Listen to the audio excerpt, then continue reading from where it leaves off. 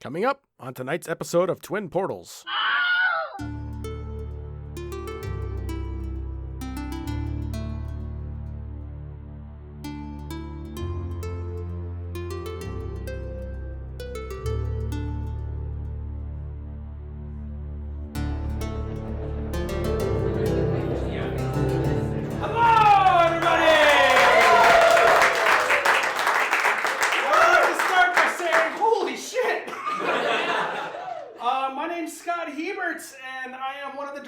Of Twin Portals, a little D&D podcast we started about 6 months ago.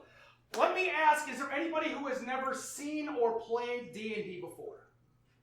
There. Thank you so much for coming out and trying something different. I appreciate it. So, just for you guys real quick, I saw hands over there. Real quick, Dungeons & Dragons is a storytelling medium. You'll have 4 characters who are actors in the story, and you'll have one person who has kind of decided how the story's going to go. You're going to hear us talk about dice a lot and rolling. Those are just a mechanism to decide, based on odds, whether or not something could work or couldn't work. Things like that. It's very simple.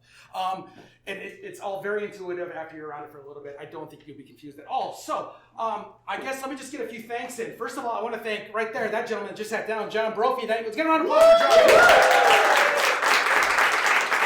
John just showed up tonight supporting his wife and... wife and I believe wife. Let's not get into relationships. And fixed lights, did sound cues, was out there ushering. Thank you so much. Also, another round of applause for Kelly Florence right there. Kelly has been helping us out with distributing the podcast. Kelly, what's the name of your podcast? Horror Rewind. Horror Rewind on iTunes and I believe Google Play, and we're going to try to chase her into that big medium. And then I also want to thank Corey Anderson, who some of you might know. Yeah. Corey Anderson started this whole dream in a weird way. When, on his last night at improv, we played D&D instead of doing improv, and then we decided, shit, let's give this a try. It all worked out very well. And once for the Renegade Theater and Mary Fox, let's hear it for them. Yeah. I went up to Mary and I said, how do you feel about alternative programming? She says, I love it, what you got? And then we went into it, and then we planned this. So, I will be playing a character, Scoot Sparkles, tonight. Let's get the rest of our players out here. First of all, playing Lark Wave Silver, Justin Peck.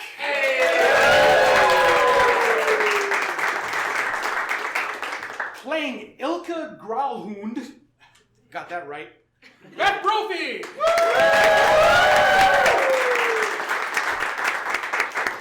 Playing the mysterious halfling, Zay, Kendra Carlson. And finally, a big round of applause for tonight's Dungeon Master, Matthias Valero! I turn it over to you, friend. Thank you, Scott. Hi, everybody. Holy crap, here we are. You're all wonderful. Thank you for coming out on a snowy winter night. Or at least a chilly winter night. I guess let's get right into it, shall we? First of all, let's go around the table and just say a little bit about who our characters are. If you guys just want to go around and say a few words. Introduce yourselves to the audience. I just finished talking. You go. Sure. So my character is Zay, and she is a young halfling druid. She suffers from memory loss after being dumped into Waterdeep out of a mysterious portal. And she finds this city and its inhabitants fascinating and wants to try everything and meet everyone. And that's hopefully going to happen all tonight. Mm-hmm. Yes. She's somewhat sticky-fingered. She's also a bit sticky-fingered. But she doesn't realize it, so thanks for pointing that out. Lark the moral compass. Yeah. I play Lark, Mallark is his full name. He goes by Lark Wave Silver. He's the teenage scion of a noble family in Waterdeep, the Wave Silver family. They're a minor noble family that is involved in shipping. His obsession with fictional characters, specifically Rowan Crooks and his Jolly Gents and the Rat Man, have caused a rift with his family, and so he's currently on the outs, living in kind of a sketchy part of town with his good childhood friend Scoot. And he's practicing becoming his own vigilante, a character that he thinks of as the Silver Ferret. But mostly he's a lordling who doesn't really understand how the real world works now that he's out on his own. Mm-hmm. I play Ilka Gralhun. She is a recently resuscitated human. She spent a bit of time dead, and it's altered her outlook on life a bit. She's this simultaneous picture of abomination and horror, and just like cheery, jaunty, beaming ray of sunshine. She carries this concertina, and she plays it constantly. She's doing as best she can to lay low from her original family, and there's a long history that I don't think we need to touch on today, but Not it's yet. exciting. But in any case, inside the concertina is the disembodied soul of her grandfather. Inside the concertina is the disembodied. Writing the story for him. All right. And I play Scoot, whose nickname is Sparkles, and he's got the same backstory as Beth. He's a half. They're twins. Yeah, twins. Couldn't tell them apart. He's a half-orc sailor who's lived his whole life in Waterdeep. He's a part of the shipping community from generations now, and he met Lark when they were about 4 or 5 years ago, just by happenstance. And so kind of we get into adventures off and on, and then now we've been roommates for a period of time, though we haven't made it back to the room in 2 episodes. So that's yet to be proven. So, look at that look. All right, so now that I said that, yeah. Yeah, so where we left off after our second episode of the podcast was the 4 of you were deep below the streets of Waterdeep. Waterdeep being this massive fantasy city. It's like the New York City of D&D. They got everything there. They got taxi carts, they got regular carts, they got dung sweepers, they have immigrants, they have policemen, city stuff, but fantasy. It's on the port. It's on the coast of the Sword Coast, which is this massive coastline full of big cities. There's dungeons, there's dragons. This city is built on top of a giant dungeon, but there are no dragons within the city because, as a matter of fact, the dragons were all expelled from the city about 4 years ago, and so now it's just kind of this peaceful place. However, the 4 of them found their way into the sewers of Waterdeep, searching for a missing person named Floon Blagmar. And they got up to some misadventures until they eventually found their way into this strange chamber where this odd creature with purple skin and tentacles instead of a mouth was torturing their friend Floon. And they managed to save Floon. This creature left them, and they had to deal with this monster that was a brain with leonine legs that kind of walked toward them and tried to possess them psychically. As I was saying, this brain tried to attack them and keep them from getting to Floon, but they managed to fight it off and kill it. And so with that, we're back into it. You all black out instantly. You're whirling in darkness. It's cold around you. You don't realize where you are for a second, and suddenly you hear a melodious voice say to you, "Find me, free me, beware the bartender." and that voice hits each of you at the same time, and you slowly flutter awake with a sense of vertigo, not knowing where you are. Until all of a sudden you feel a lurch as gravity kicks in, and you all drop about 5-10 feet onto cold, wet cobblestones out of a green, fiery portal similar to the one that the strange creature walked through in the sewers. However, you are not in the sewers. You are in some kind of a dark city street alleyway, sort of a street intersection. And it's very foggy. How do you react to this? Ouch. It's Friday again. Is this recognizably Waterdeep, or is it too foggy to tell? Roll perception. Oh, shit. First roll of the night. 13. 13. So you look around and you see that it's definitely nighttime still. It's about the same time of night that it would have been since you went down into the sewers previously. It seems like it's about 3 in the morning maybe, so the streets should be pretty quiet. However, there's tons of fog that's rolled in, and it's hard to see more than 20, 40 feet away from you. But you do see the sputtering flames of some torches and some lampposts going down the street.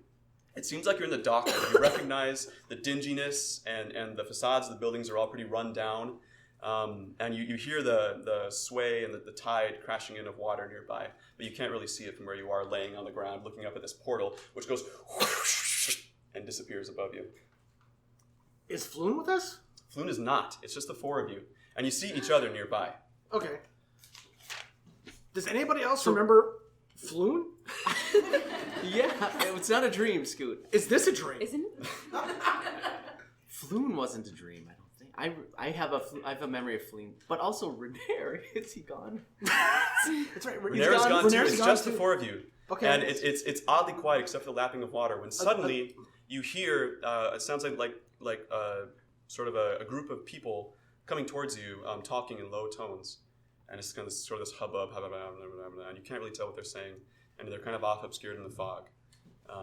And all of a sudden, you notice as you wake up, Lark, that there's one thing that's really striking you as off about the city around you, and that's that instead of smelling like salt and poop, like it usually does in the dock ward, there's this faint odor of cherry, almost like a NyQuil kind of smell, like this sort of drug smell, in the air, very faintly. ZyQuil is the one. You buy it from apothecaries. This is very wrong. Something very wrong about this. I do not smell the poop. But this is right. I've been drunk on ZyQuil before. The haze. Yeah, it's just like the good feelings and the bad feelings. All I think we just had a good party. Are the voices getting closer yet? They are, yes.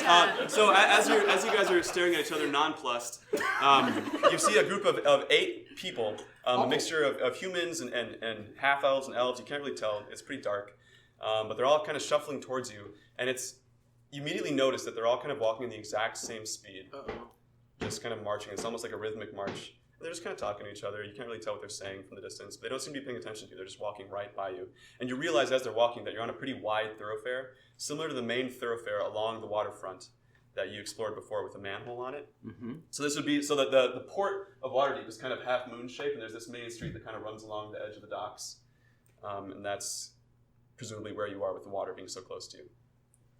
However, it's very foggy, so you can't see very well. Neat.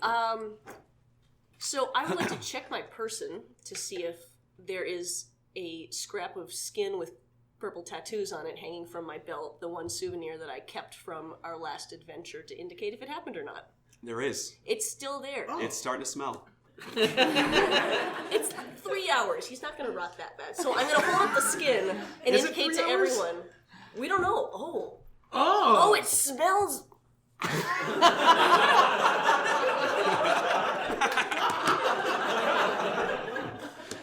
Zay, as you come to, you're lying on the ground, kind of like ragdoll, and you Oh, I was pretty sure I landed on him. what? you land on Scoot. He's kind of Okay, ragdoll. yeah. You're sitting daintily, or however Zay would, Yeah. And you realize that in your hand there's something warm that's kind of pulsing. That's some me. Energy. It's not Scoot. I'm holding a loft. It's a small wooden talisman shaped like a unicorn's head, and it's facing to the right. And from its wooden eye, there are 7 star-shaped tears kind of trickling down along its mane, and it feels warm, and like there's this sort of tension to it. And you recognize it from imagery that was in the Emerald Enclave manse that you stayed in for some time. So it's some sort of a druidic-related thing. Okay. Yeah. So I take that and I put it in my pouch. Where is your pouch? Is it like a fanny pack? Oh, I or have like a variety of pouches, and then within my cloak as well. And then I asked these guys, so is it time to go back to your place, or? She's holding a pulsing icon, and I'm holding a halfling. Yeah. Okay. Also an icon. Also an icon, of course. Yes. Well, these travelers, these people who are walking, I mean, they just went. They're just going? They're booking it past you, not even looking at you until Looking it? 2 of them turn and look at you, Scoot, Okay. under Zay, Of course.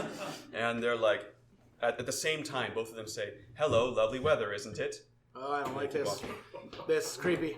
Super creepy. This is not doc behavior. No. I've been on Especially the 3 a.m. doc behavior. Yeah, right. This is nope.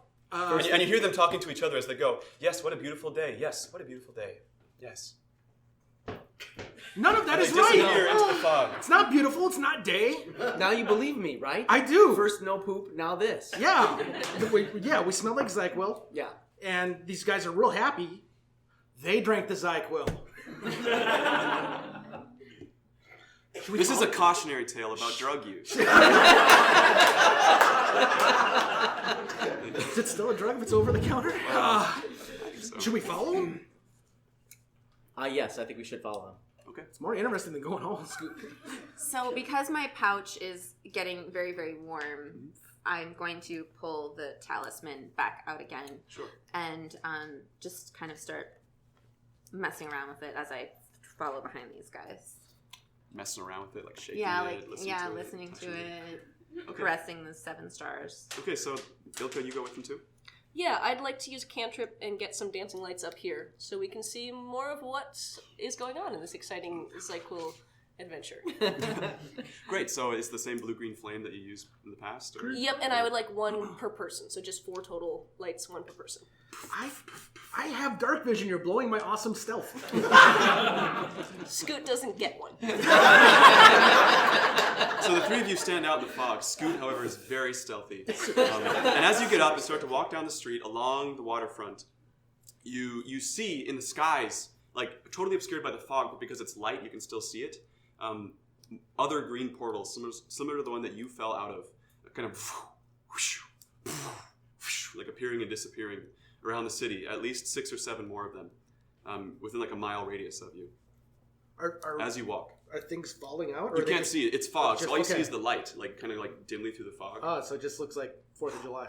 Kind of, yeah. It's almost like fireworks. Okay. You hear the same sound, and the color's the same, so you can infer Okay. what they might be. All right. Always green. Yes. Blue, green? Yep, kind of green, yellow. Greenish, yellow. Not the same. Yours is more like a aquamarine, and theirs more of like a spring green. Chartreuse. Yeah. Does it remind me of the one that I originally fell from weeks ago? No. Okay. No, it does not. What color was that one? I guess I leave it to you to Not decide. green. Not green. All right. Not green. This is true DM work, by the way. When the characters write the story. Yeah. Okay, so smells like cherry, fireworks going off, creepy people walking away, but they're real happy. Speaking in unison and saying things that no one would ever say on the dock at board. 3 a.m.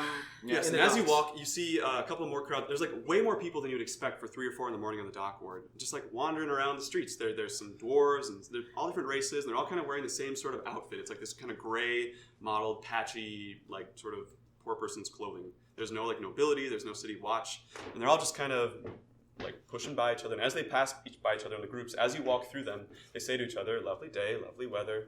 How are you? Lovely weather, lovely day." Yes, it is. You guys told me this place was scary. I love it. This is super creepy. This is the scariest super it's creepy. ever been. If you say so. I swear, this is not okay. In the distance, you hear a scream. See, that's normal. So we shouldn't go check it Now out? I'm happy. This is Waterdeep at 3 a.m. in the docks. I feel comfortable now. I guess we should, go How check far it away? out. Do the other denizens react? Yeah, Do not. They to the completely screen. ignore it and keep Okay. on walking. How Yeah. far away is the screen? Would you say?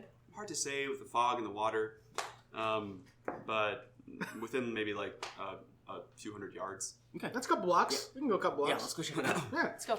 Okay, and as you walk, you suddenly stop. You all notice at the same time something that really stands out from all the people that you've been seeing around. Facing out into the water is a solitary figure. It appears to be a human male, dressed similarly to Scoot, actually, but way more stylish. So where Scoot, you're wearing just kind of like sailor pants and like a harness. This guy's also wearing a harness, but he's kind of wearing these like beautiful red and yellow satin knickers. And his harness has like all these like knives and vials on it, and like red streamers. Yeah, I got it. And like a giant hat with a huge red plume coming off of it. Fantastic. And he's standing really heroically with the satin kind of like blowing from his various tie-off points. Do we roll for initiative yet? And he's looking off into the sea. Oh, sneak attack! And he turns around as the four of you approach. Okay. And he says, "You don't belong here either." And he walks up to you. He says, "They call me Zardoz Zord." Why do you have so many characters with X's and Z's in their names? He says, "What do I have the pleasure of calling you?" Zay. Zay! Lovely name. Thank you. I also like yours. And the rest of you? Scoot. Entertaining name. I mean, Scoot. Scoot. Sorry, I had something in my teeth. Scoot. Ilka, there's no Z in it. My name's Lark, Mr. Zardos. Do you live here in the docks? I don't think I've ever seen you before. He says, I do not. I recently sailed in, and I'd like the two of you to make intelligence rolls to see if you know this person. Intelligence. Yeah. Can I use anything? Well, they're all -1, so no. 6. 9. So, You see your plot just go right down. Lark, you know in your short time in the dock ward that by reading the broadsheets and the bulletin boards in the area, there have been many, many announcements in the last week or so of this traveling fair called the Sea Maidens Fair that's coming to town, and everyone should be super hyped for it. And it's this sort of, what's the word for a bunch of ships? A flotilla? Yeah. A flotilla of ships Nice, man. sailing into town from abroad, bringing entertainment and delights and actors and a parade and all these sort of amazing circus features, led by Zardoz Zord, the ringmaster. And this guy looks the part, but you've never met him. And Scoot, you've heard the name Zardoz Zord as well, because this guy is very loquacious. Is that the right word? Probably not. No. Yeah. No. You're smart, Matthias. We get it. No, I'm trying to find the right adjectives. It's always so hard in D&D. Like bombastic. Yes, that kind of thing. Not, yeah. Okay, so I've heard of him. Do I have an opinion on him? You probably don't, because you've never been to a show. Oh, okay. So it's yeah. like Barnum and Bailey's. Kind of like that. Okay. Yeah. Yep. Zardos Zord with the Sea Maidens Fair. I've seen the broadsheets. Takes a huge bow, takes his hat off. He says, "That is I. Do you know what's going on in the city?" No, but we are creeped the hell out. This is Yes. We are not safe. I was dropped here through a portal. Us too. What color was yours? Green. Ah, ours too. Yep. Do you remember what happened before you went through that portal? She says, "Well, I was visiting some friends in the docks ward, and suddenly I blacked out, and here I am, and nothing is right here. Right? Yes. I mean, you seem right. Yeah. Did you hear a voice while you were blacked out? No. Yeah. Let's No, see did here. you? Nope. No. Definitely not. That's why I was hoping We're test- you yeah. had more information than we have. We should probably talk separately. He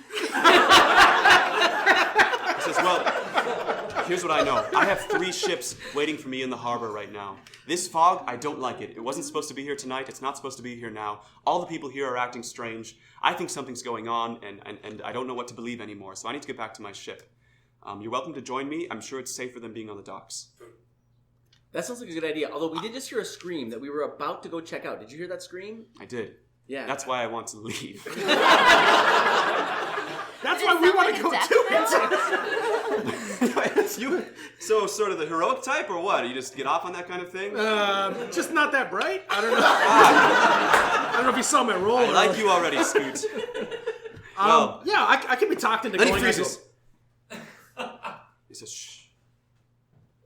I say, what? Roll perception, everybody. Last night. Oh God. You're low. Ooh, 11. It's not great. Modified 14. 8. 11. 16. Okay, so Ilka and Zay, you hear coming down the street something different from the usual hubbub of these people that are walking around. You hear this sort of grunting and shuffling and occasional like barking of like move this way, and you hear and it's sort of these weird animalistic speech noises coming towards you in the fog. And Zardos immediately vaults over the edge of the quay and hangs off the railing. Sort of like, there's like the street and then like 5 feet down to the ocean, the water, and he's hanging off the edge like Assassin's Creed style, just kind of hiding. What is going on? I just walked past. He's like, hide! Oh shit! I do what he did. Yeah, I do the same thing. Yeah. Okay. Yeah, I'm gonna nimbly crawl down underneath and wedge myself under one of the docks. You guys still have under lights mooring, on top kind of your heads? Like, yeah. Like quest givers? You in do. WoW? Yeah. Exclamation Through the points! fog, you begin to see these large humanoid shapes kind of lumbering towards you, maybe like 10 feet tall. I draw the lights back to myself and extinguish them. Yep. Is there anything to hide behind on this level? There are some moorings. There's like a small jetty nearby with like a rowboat tied to it. So you can maybe run down there. I And, want to hide behind the rowboat. like in the water? I want to hide inside the rowboat. Okay, so you run down the jetty and jump in. There's like a tarp on it. You just kind of like roll under the tarp. And Okay, and then I peek. Okay. I do what Zardos did just to see if I can do it better. Roll. Roll acrobatics. Please, athletics? We're gonna go with acrobatics. God damn. That was caught between a 7 and a 1. So, Just don't 2 hit or the 8. people. 2 or 8. Yeah, whichever DM's choice. We're gonna say the tide has been splashing up onto this jetty, Damn it. and it's actually very wet. Yeah. And as you drop down, you fall into the water, which immediately strikes you as strange because the water does not ripple like it's supposed to, and it's just kind of this like murky, spongy surface, and it seems like there's no definition to it. Did I just It's fall almost- into the Matrix? It kind of feels that way. It's like it never got all the programming it needed, and so it's just this kind of like a jello. We're crossing over a lot of nerd references tonight. And Zardos is hanging with like one finger, kind of looking down at you, and he gives you a hand. Oh, I take it.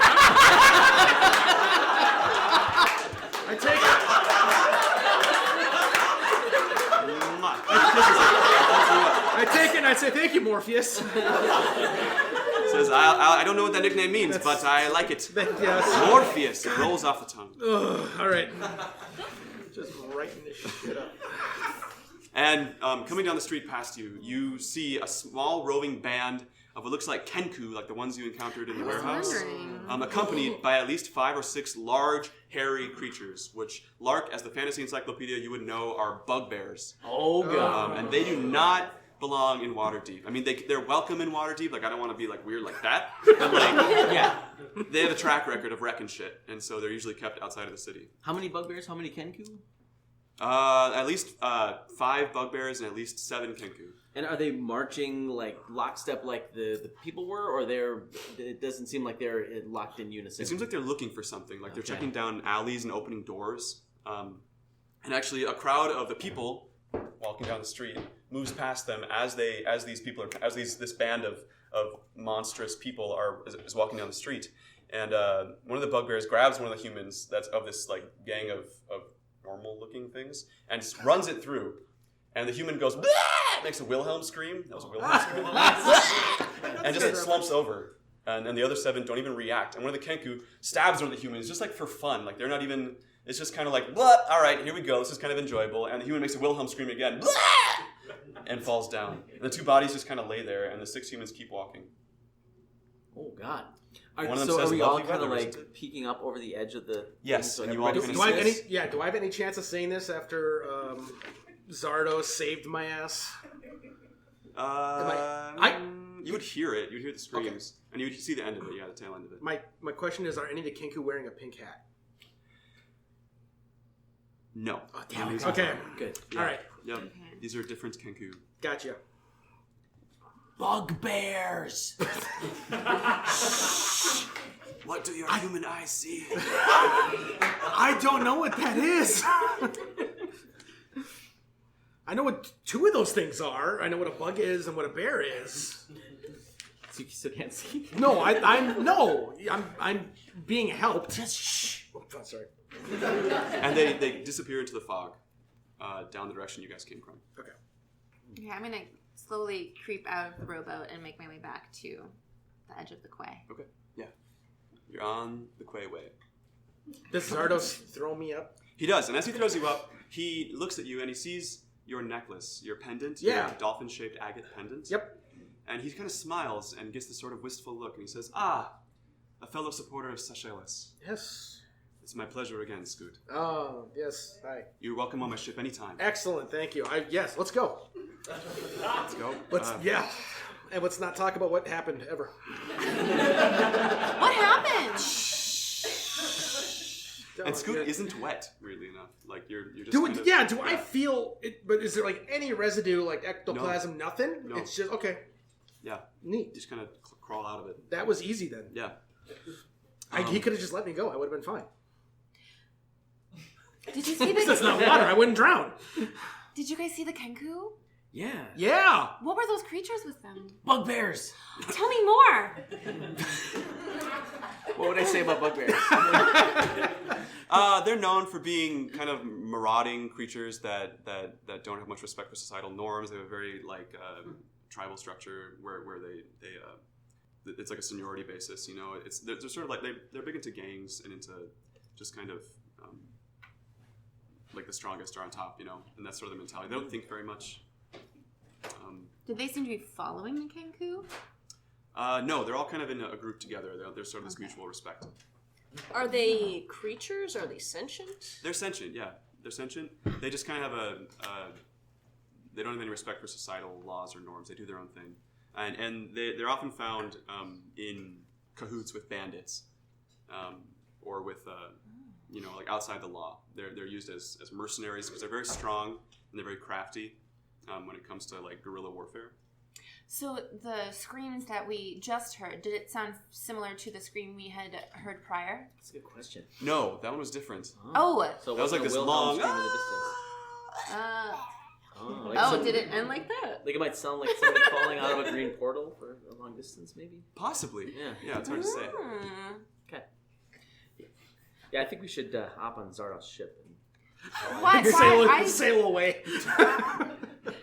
And as you're talking about it, there's this sort of magical lightning suddenly arcs through the sky and strikes a building near you, and it starts to kind of smoke and burn.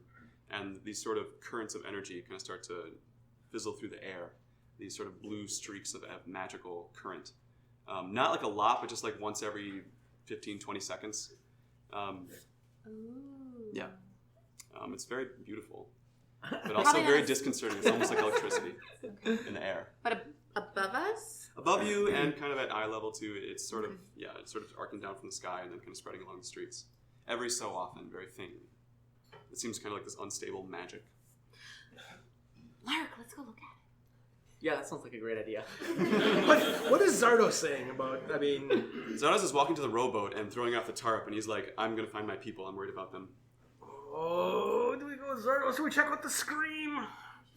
I think the scream is somebody who was falling out of the portal. Okay. And it sounded like it terminated at the end. Yeah. I don't think we'll find There's much sort of a to save. splat sound. But there at might the be end. loot there.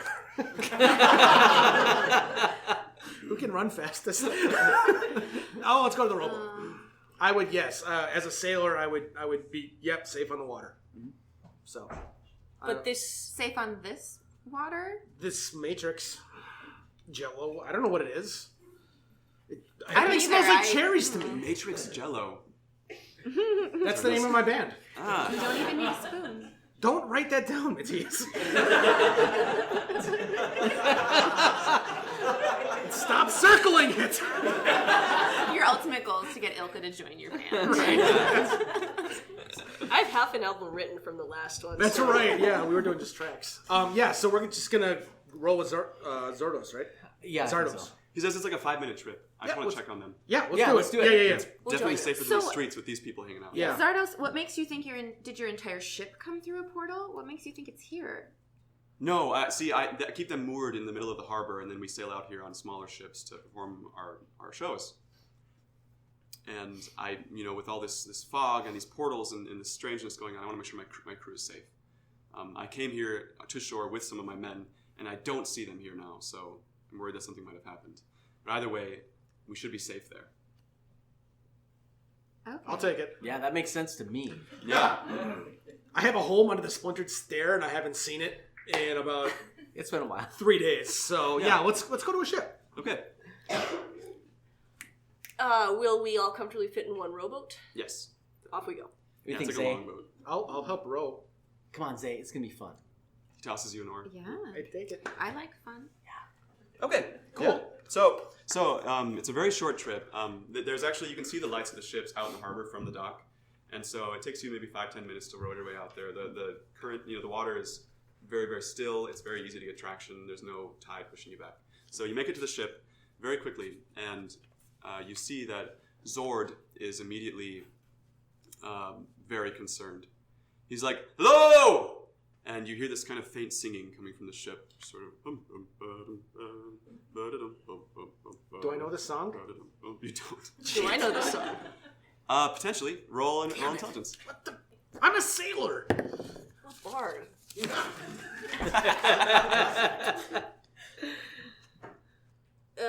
8. 8. So it sounds to you like a carnival song, not like a sailor song. Oh, okay. No. I accept that. No. It's sort of like one of the 7 dwarf songs. But it's concerning to Zord? Yes, and Okay. so you pull up to the ship, and there's a rope alongside the ship that he leaps up onto and gracefully climbs up. Then he disappears, and you hear this soft singing like, "We are workers on a ship, and we like to clean up it. We're going to take a dip because we're covered in shit." Yeah. But you write can't those lyrics see down? where it's coming from.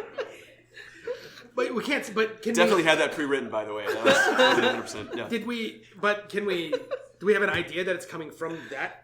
Yeah, it's coming from the central ship, which Okay. is where you guys are pulled up. There's 2 other ships nearby. All right. And this is the crown jewel one. It has a figurehead of a unicorn, and as you pass by it, actually, Zay, it almost seems like the unicorn's looking at you, with this like concerned look, like trying to reach out to you. It's like moving almost magically, it seems, but nobody else notices this. That's fantastic. And then you pass by. Zay it. starts waving. And as you wave, you realize that it's just a unicorn figurehead, but you're pretty sure you saw something. Yeah. Yeah. All right. And Zardos is really concerned with this. Yeah, he's over the deck He now on a ditched ship. us. Yep. I've been thinking about the Matrix water for too long. Yeah. Okay, so he's up there. Yep. Okay. You just sit in the rowboat. We're just chilling in a I'm gonna rowboat. climb up after him. Okay. I also follow, but head towards the masthead. Mhm. I pull, well, I've kind of been holding it the whole time, the talisman with the unicorn head. I'm going to see if they want to talk to each other. Okay. So you get up. So as you get up onto the deck of the They ship, might be first of all, friends. you see at least 8 workers on the ship. There's some half orcs and some dwarves and some humans of all sizes and shapes, and they're all kind of moving around the ship, doing ship chores and singing this song. We are workers on a ship, Yeah. and we like to clean up it. it. Yeah. Yeah. and they don't even catchy. pay attention to you. Very good. Yeah. And Zardoz All right. Zord is just standing in the middle, just like looking around in complete perplexed worry. He's like, "Guys, where is my crew? Who are you?" And he storms off into the captain's cabin. And that's the last you see of him. I say, I don't know what he's complaining about. This is the best workers I've ever seen on a ship. But as you look closely, they're not even really doing anything. They're just kind of like coiling ropes and setting them down, That's and picking work. them up and tying them around stuff, and then uncoiling them. Oh, Yeah. gotcha. So as you approach the unicorn figurehead, That's a your terrible pendant mouth. gets warmer as you get near it, and you see that the ship and the figurehead are oriented back towards the dockward, towards somewhere in the fog, near where you came from, but not exactly. And you can see with the lightning coursing down from the sky that it's like from this faraway perspective in the ocean, it's all kind of swirling and confluencing around this one spot in the dockward that the figurehead is looking at. Take a picture. A mental picture? A Or an mental actual? picture. Okay, like you sketch it. Yeah. No, I pull out my map of Waterdeep that I have, and I try to coordinate. Triangulate. Thank you, Lark. Where it would be? Where it would be. Based on the lights at the lighthouse and the ship and where you came from. It looks like it would be near Candle Lane and near Scoot and Lark's place, based on where they told you where it is. I've been trying to get there for ages. So it's somewhere out there. All right, I try to mark it on the map. Wait, did you show us? Not yet. Okay, all right. And you guys hear loud cursing coming from the captain's cabin. Yeah, go check that out. Yeah, I'm gonna follow him. I'm gonna secure the rowboat. Oh, good call. Overthinking. And then join the others. Nice. On deck. The bard does the sailor's job. Yeah.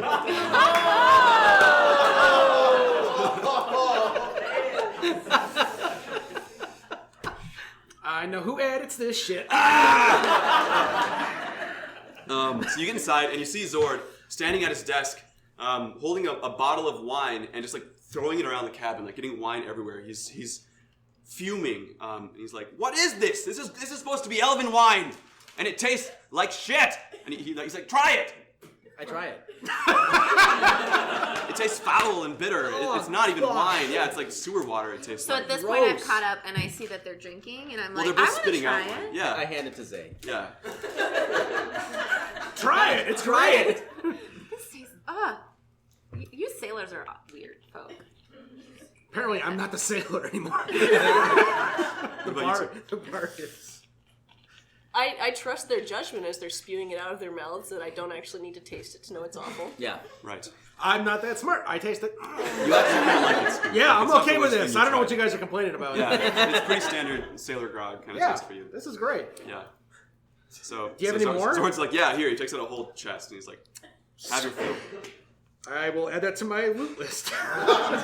He says, Chest of wine. Yeah. Oh, grog, yeah, chest of grog. so he invites you to sit at this table, this kind of dining room table in his cabin. Okay.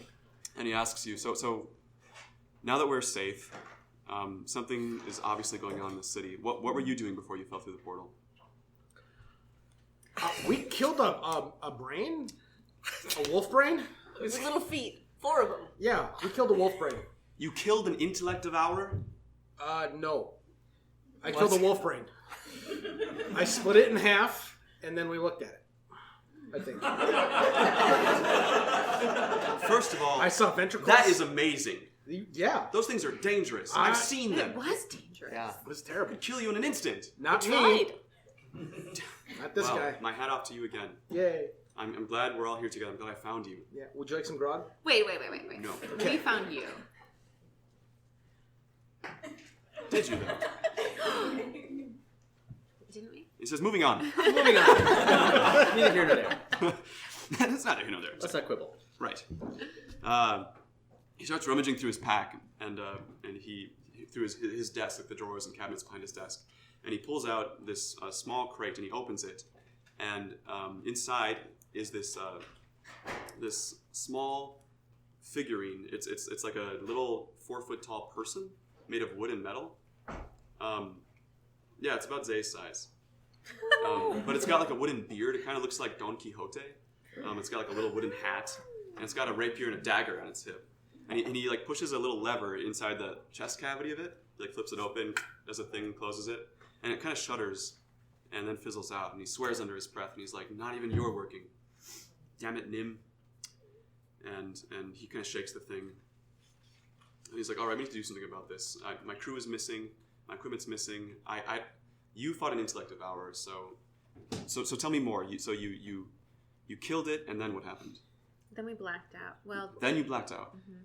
But before that, there was a tentacle. It was kind of mouth. eldritch horror sort of Yeah. floated away.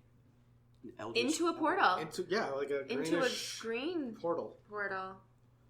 Perhaps 10 feet tall, with gray skin, vaguely man-shaped, but tentacles instead of a mouth.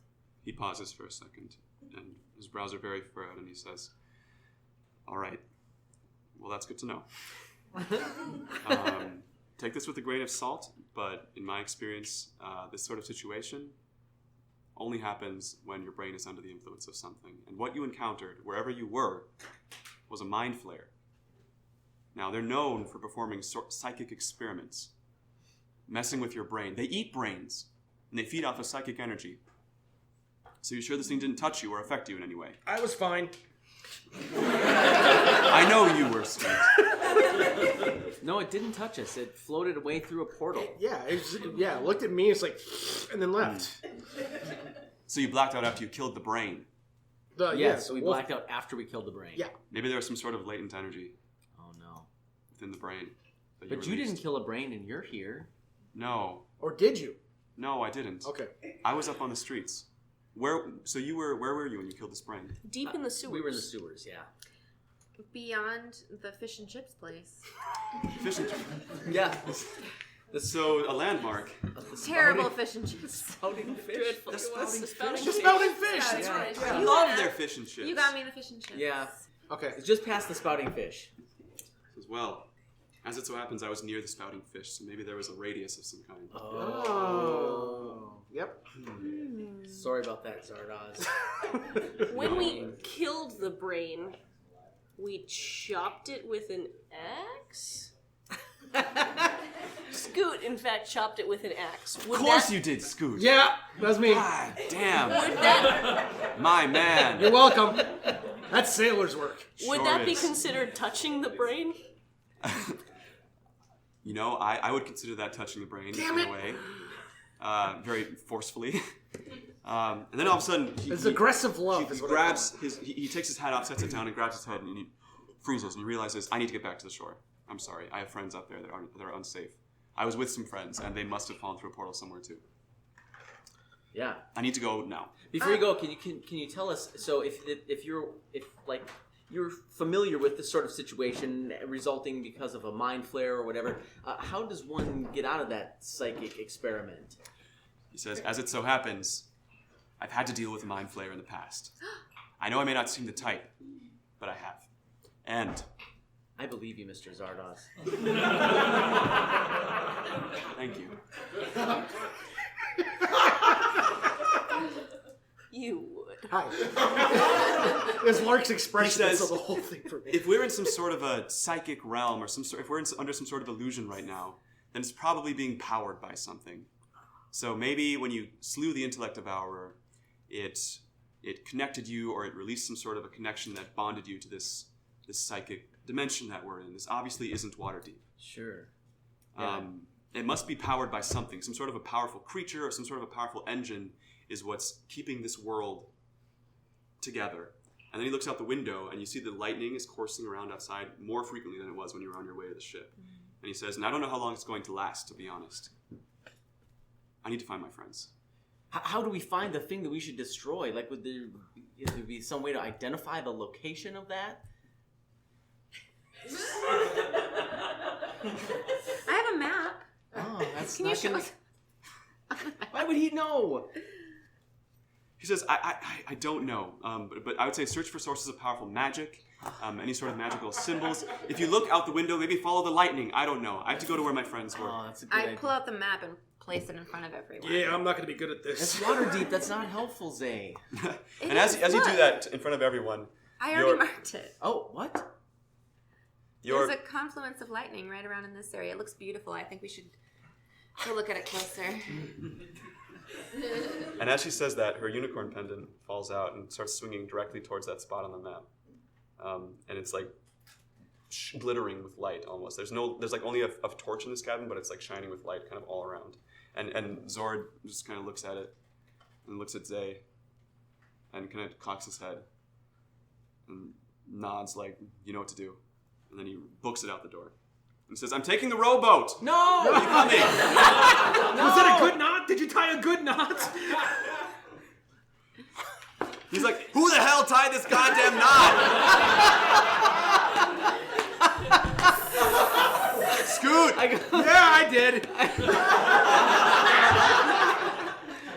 Sorry. I need you! I'm coming. It's a Lark- secret knot. It's a family recipe. Lark, should we bring Nim? Yes, definitely. Okay, I pick him up. The little wooden Nice man. work, Zay. I grabbed That your thing's the map. same size as you. You're just gonna take this wooden puppet thing out and just carry it with you? And so Zord sees you and he's like, what are you doing with Nim? He seemed important. he's not really working right now. I don't think he's a part of this simulation or whatever this is.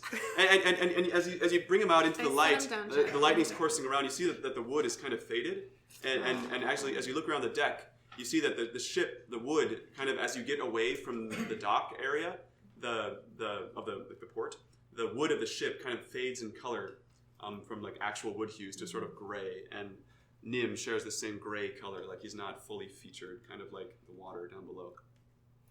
That's the saddest thing I've ever heard.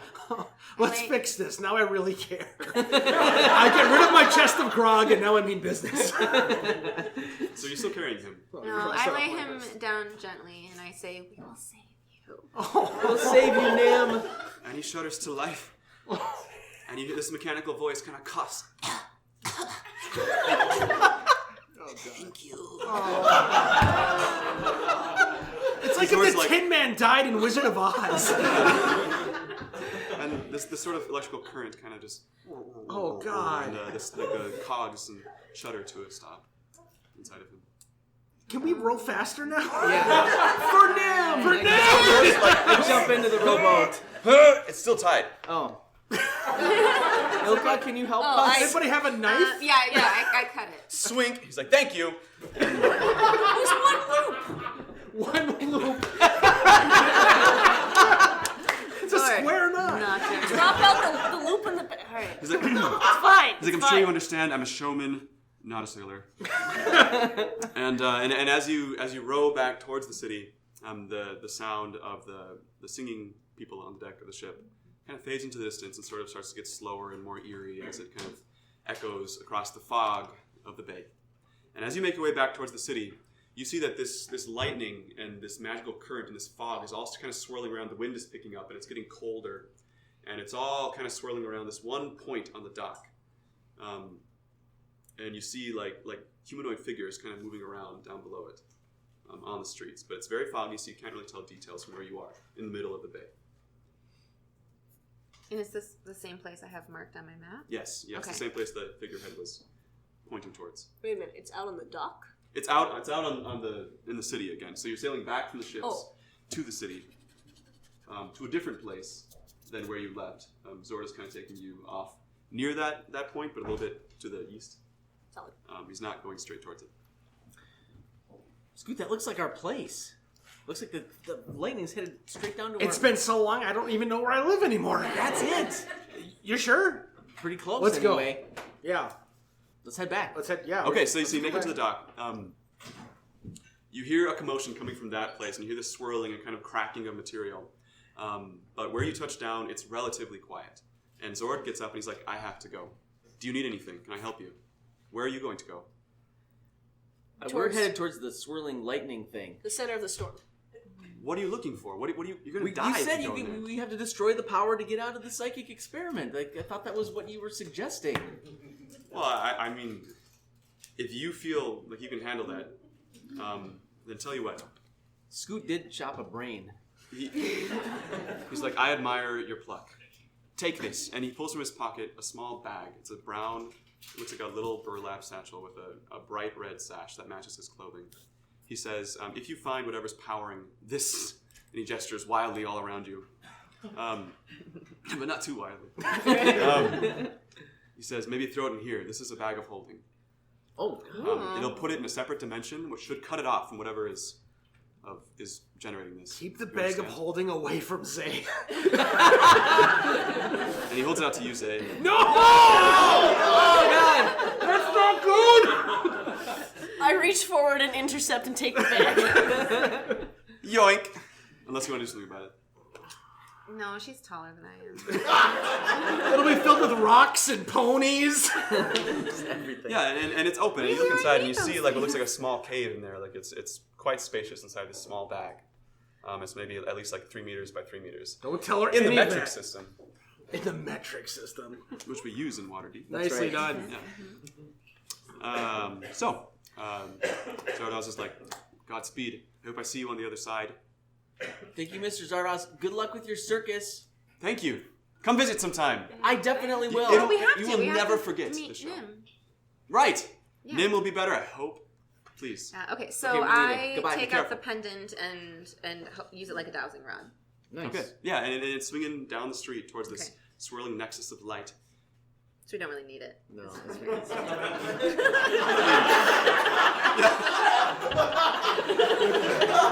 The compass says go that that way. As lightning strikes this walkway, there's dancing figures outside of it. So what do you do?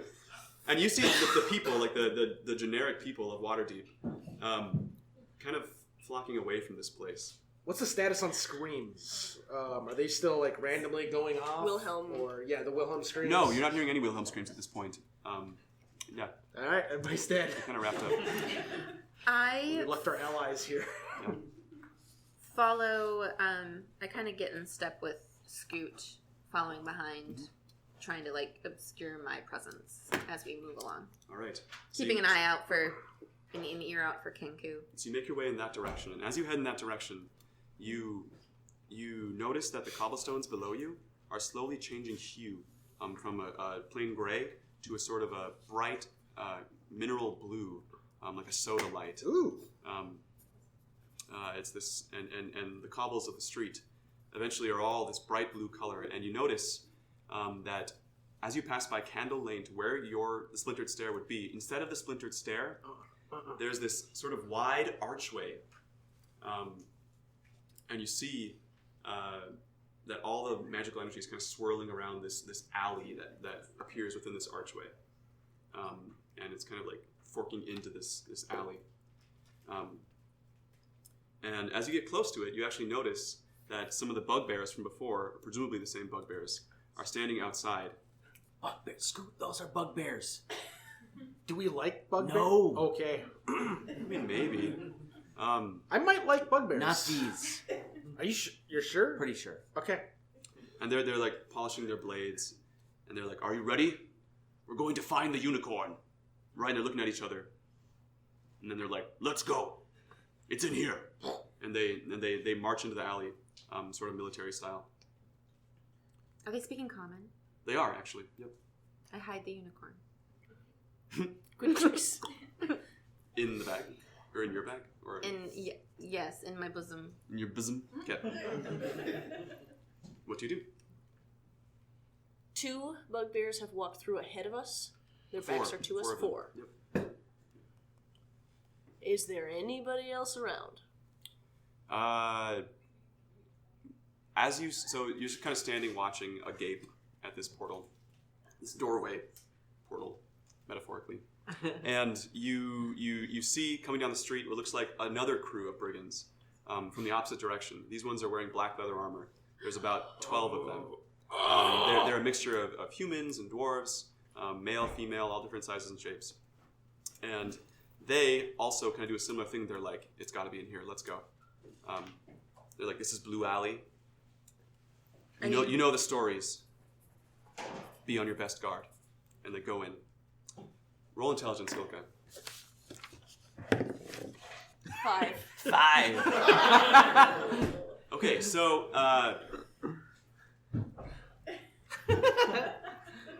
when they say Blue Alley, you are struck deep in your soul by a memory of a story that your grandfather told you of this magical place named the Blue Alley, where anything could happen. And you don't remember the details of the story, or what was in Blue Alley, or what the legend of Blue Alley was. Aside from that, he told you that any naughty children who went there would probably never come out again. Hey, my grandpa told me a story about this place. Yeah? Yeah, when I was really little. I don't remember much about it, but it was terrifying because if you messed up, they'd send you here and no one ever came back. All right, let's go in. That's the same story I heard, except it was a boat. Yeah, and actually, Scoot, living on the Dockward, you know legends of Blue Alley. This alley is like a sort of an urban legend that it appears in the dead of night, and it some crazy wizard conjured it into existence, and it's like this laboratory or this place full of wonders and dangers, and nobody's ever come out of it alive. But I mean, nobody's ever confirmed its existence either. So it's just like a folktale. Yeah. So yeah, I've heard the same thing. Wizard though, it's always a wizard. The wizard did it. Yes. So he makes a thing. People go in. Never heard from him again. And you guys heard that voice? I was gonna say. Yeah, the "Find Me, Save Me" voice. I remember "Beware the Bartender." Yeah, I heard that Yeah. too. Was it a did it sound like a female voice in Sounded your like heads? Sounded like a unicorn to me. It was a musical voice. Yeah. Was it melodious? Define it how you will. I wonder. Sound like a baritone. I think we should go in here. Melodious. Yeah. Or, Yeah. yeah, something like that. It almost had like two Mid-range. voices, like a baritone and like a Tenor, alto. Yeah. Yeah. Couldn't tell. I see why you Talented. know it's a unicorn. Yeah. Yeah. That's what popped in my head anyway. Mm-hmm. I think All right. I think we should go in here. Yeah. Accept. Okay. Let's do it. So we're already sort of on the path, presumably. of You're the on this like cobblestones? blue brick road, yeah. Okay. On your way in. Let's follow the blue brick And road. as you pass friends. through the arch towards Blue Alley, you turn into the corner, and the fog stops, and all the noise of the water stops, and you're almost in a bubble of sound. It's silent. And let's call it right there and take a little break. Intermission! That's a 10-minute intermission.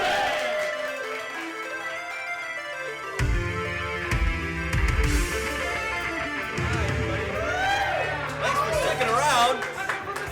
Oh, look at that! I told you guys. Sneaky 90 Scott seconds. Ebert. We wanted it from all entrances. Oh, that was good then. Yeah, it worked. Confluence. Sneak attack. Perhaps. All right. So, the four of you have entered Blue Alley. Before you, you walk down the alley about 50 feet. These blue stones creep up from the floor to line the walls of this alley. It transitions from wood, like the wood tenements that are next to this alley, into actual cobblestone, until you're surrounded by this kind of glimmering blue stone. Before you is a door made of wood with iron hinges. It's closed. We talk about the door for 40 minutes. Yes. Good night, everybody. D&D. Is the door different? No, it's a pretty normal looking door All actually right. compared to everything else. Pretty normal. Does it have a handle? It does. Hinges? No, it's like a cranky handle. Pretty advanced actually. Sweet, I go open the door. Yeah. You're good. Thanks, Jessica. You take 19 points of The poison door damage. falls on you. Yeah. Yeah. No. So okay. Just put my chair back. Yeah. So you go through the door, and inside, you are surprised to find that you are standing in a very warm and welcoming-looking sort of foyer. Everything's kind of like a deep burgundy color. There's bookshelves lining the walls, tables and desks covered in books and pamphlets. This is my apartment. There's kind of a fine layer of dust on everything. Like it looks pretty undisturbed. There's some huge overstuffed couches that look kind of flea-bitten. There's no other living things in this room that you can see. And there is a well-trod sort of path coming from this doorway about to the middle of the room and then to the right where there is another door, this one painted white. Is that the only door that leads out? That you see, yes. Okay. We talk about the door for 40 minutes. Is there anything in this room that is giving off any of that same magical... Hey, pull your unicorn out. I pull out my unicorn. Does it do That's not it? something you just yell at a You were person. talking to say, right? Pull your unicorn out. Oh, I thought you were okay. Yeah. Right? Yeah. That's something that gets you a weird reaction in the docks ward. Yeah. And it's doing the sort of pendulum thing again towards that white door. Towards the white Yep. door. Pull your unicorn. And as you're rummaging through your That's track bosom 7. for the unicorn, you all hear a voice, all four of you, coming from the direction of that door. And it's muffled, but you hear kind of a sort of a yelling and a whoa, and then a entertain me.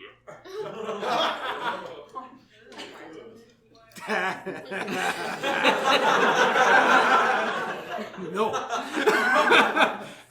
No, sir. I'm not. So What was that? Did everybody else hear that? Yeah, I heard that. I did hear that. I think we should go in there. Let's follow the path into the white door. With the weird voice? Yeah, the entertain me voice. Do you have a plan to entertain? So do we think that... Yeah, we do have a bard with us. Yeah, all right. Who has successfully... Whip out your concertina. take out your concertina. Do it. All right. Well, shit. Let's do it. Yes, I think we should be prepared to entertain. Do we think that this is the wizard that your grandfather spoke of? All those other people seem to be very concerned heading into this next room. Maybe they're not entertaining. This room is also They haven't full of been books and practicing old their improv. pamphlets and all sorts of awful. Doesn't interest me at all. Like, It just be a Scribbled lot. I out was pieces just of paper in the hesitant corners. to spend Act 2 of this evening in the foyer. I'm not Yeah. sure how much.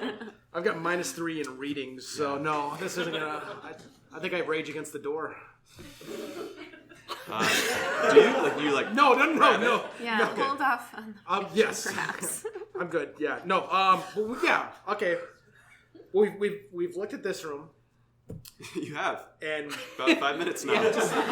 How do you feel? I want to come back here paranoid. after. Yeah. Paranoid because I played this game before. And I know You hear a this. deep booming laughter coming from that door. The white door. Yeah. The white door. Yeah. Yeah. That's Yeah. scary to me. Now I'm even more certain that that's where we should go. Yeah. You've read like comics, like broadsheets and heard stories. Blue Alley. And the white door. Maybe a blue alley, but definitely of this sort of situation where the hero always goes boldly forward and Yeah. faces down whatever genie or strange loud thing is beyond. Yeah. Rowan Crooks would definitely go straight through that white door. He would not hesitate, and I think that's what we should do too. Go do it, buddy. All right. I pull up my pants a little and I march boldly towards the white door. Hitch those Well, things if up. Lark is going, I am too. Yeah. I'll watch the back, bro. Make sure nothing comes out the blue door. Can I handle a latch? Do I Yeah, the last one was what's this It's a push thing. door. It's a push door, and it's kind of Oh. stuck. I feel like you should kick it. Yeah. Yeah, kick it. You kick the door in. Yeah. What would Rowan Crooks do? He would definitely kick it in. Yeah. Roll strength. Please tell me the door opens the other way. 14. It's a 14. It's a This pull. time it works. Boom! Very heroically, you kick the door through. Echoes, and there's this small 10-foot hallway with a red carpet starting right where the door frame is, progressing about 10 feet, and then going up a staircase. The staircase is about 30 feet up to another door. This one's painted blue. There seems to be nothing on the walls. They're just kind of this blue paint. It's kind of faded and cracked and peeling a little bit. We've already The seen a ceiling's blue about 10 feet door. high. No, the first door was just wooden. It's just wood. Oh, we haven't seen a blue door Yeah, before. this is new. Yep. Totally new. All right, I like it. Do we still So hear red- any laughter You or don't voice? at this point. No, it's The rug is covered in geometric patterns. Ugh, gross. Yeah, it's actually kind of mesmerizing to look at. Nope. So, can I? If they've all gone through the white door. I want to go last and back up into the foyer and shut the white door. Like, And listen so, like, again. separate I want to yourself from everyone separate else? myself from the party. Did you shut us in? You want to split the party.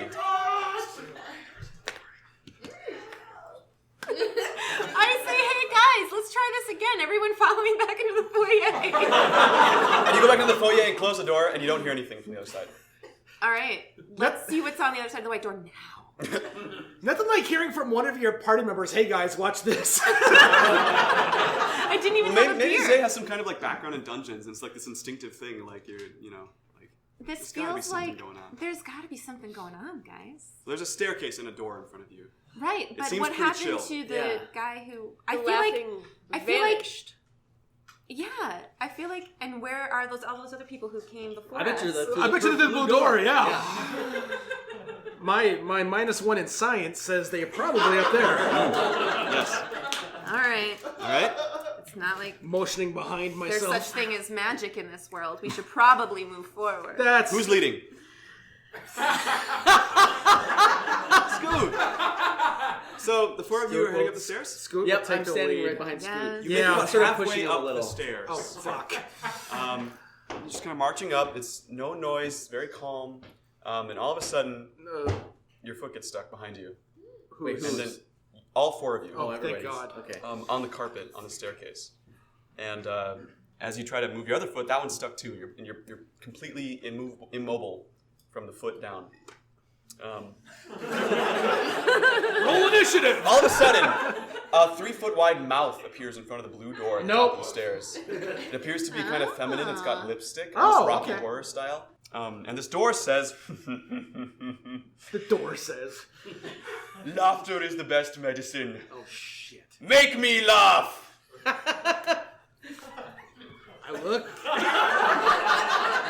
look at Ilka. Even if I can't move. I whip my head around, and I look behind me at Ilka. Neat. I unsling my concertina.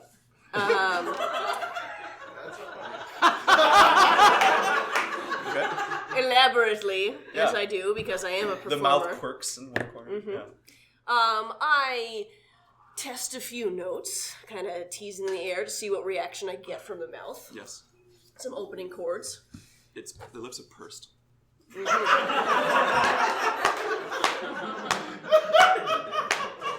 It's really not the same if you're not here watching Matthias purse his lips. And I ask the mouth, Oh, shit. how should we address you for your entertainment? It's like, I don't find that very funny.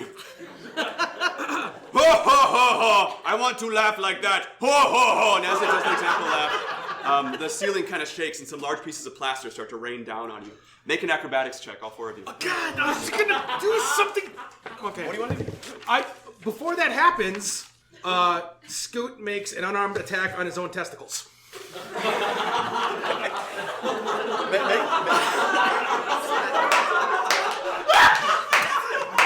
Make an attack roll. Do I have to It's use? been a long night. You should make an attack roll. Do I have to use all 5 of my bonus? Oh fuck! That's a 23. Yeah.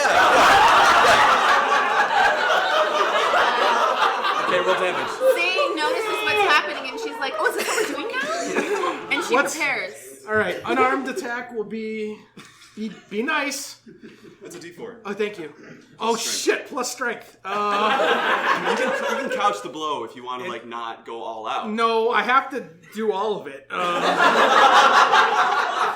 Because otherwise the mouth will rain plaster on us and eat us. Okay, so it's a D4 plus 3. Oh, thank God, it's a 1. I take 4 damage to my testicles. Yeah, and so the ceiling is rumbling and it's starting to chip and paint's falling on you, and all of a sudden you hear this booming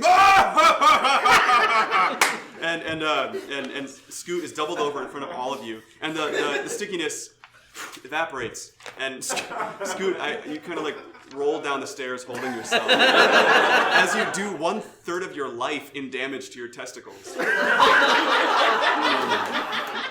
It's not far off. And do anyone want to catch him or just let him kind of tumble? No, just... You're all behind him on the stairs. I feel like I'm also laughing.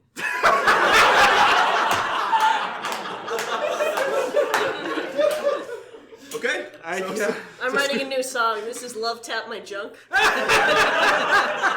Okay. Oh shit. And never done that before. so Scoot's at the bottom of the stairs now. Who's next in front? Me. Lark. What do you do? The mouth? This is just kind of smiling now, just regarding you. Oh, I thought it went away. I set it up, you knock him down. Okay,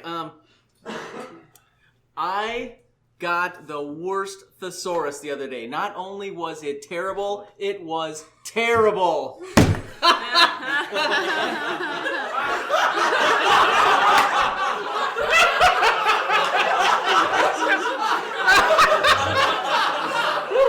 The mouth is like, look. I'm shaking my head at the bottom of the stairs, holding myself. You were already free to go. Oh no! But that was so terrible that I'm going to ask you to answer a riddle now. Try this one out, small human. Oh damn, it's getting personal. Imagine you're in a room with no chairs, no windows, no doors, and no tools. How do you get out?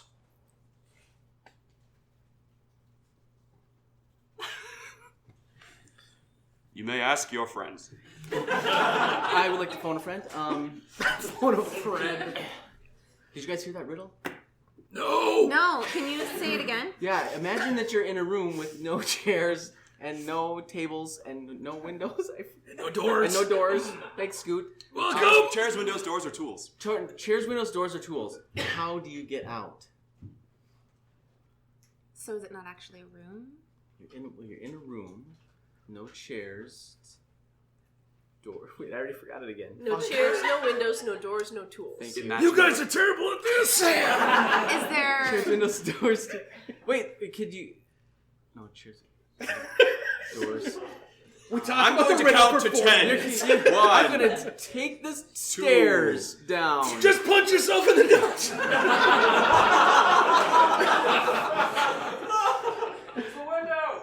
There's no There are no windows. windows. No windows or doors. Kool-Aid Man. The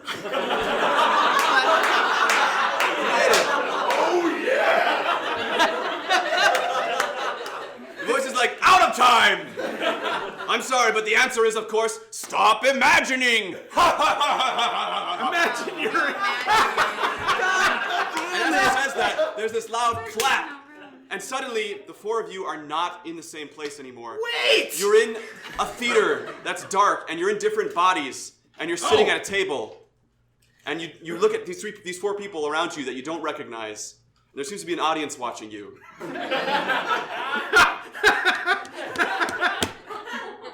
And you're all kind of nonplussed looking at these people around you.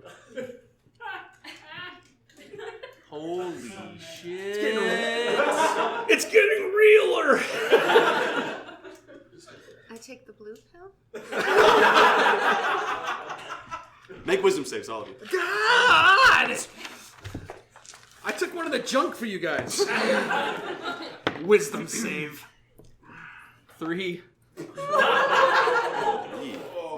4. 13. 13, okay. 6. All right, so And I'm down hit points. So there's a loud, after about 20 seconds, there's a loud clap, boom, and all of a sudden you're back on the stairway again. You're stuck again. You're yourselves again. But each of you suffers a form of minor madness. Oh no. Which I'm going to roll from the table. Okay. Do you have a table for I this? sure do. So, Zay, with a 47, you begin babbling under your breath, and you're incapable of normal speech or spell casting. You're just, oh my god, I don't know what just happened. I like, where am I? Zay, I'm. Hold up, you got a percentile table for this? I sure do. Oh shit.